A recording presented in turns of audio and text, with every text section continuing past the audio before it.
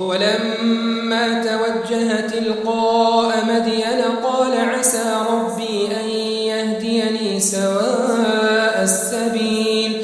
ولما ورد ماء مدين وجد عليه أمة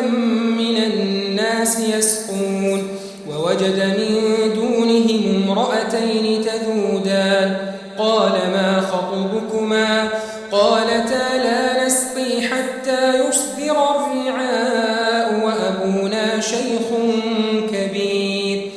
فسقى لهما ثم تولى إلى الظل فقال رب إني لما أنزلت إلي من خير فقير فجاءته إحداهما تمشي على استحياء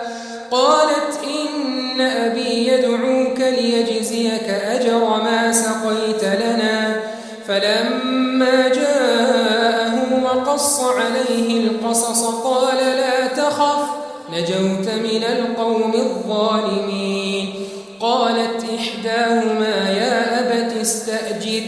إن خير من استأجرت القوي الأمين قال إني أريد أن أنكحك إحدى ابنتي هاتين على أن تأجرني 8 حجج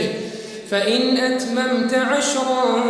فمن عندك وما أريد أن أشق عليك ستجدني إن شاء الله من الصالحين قال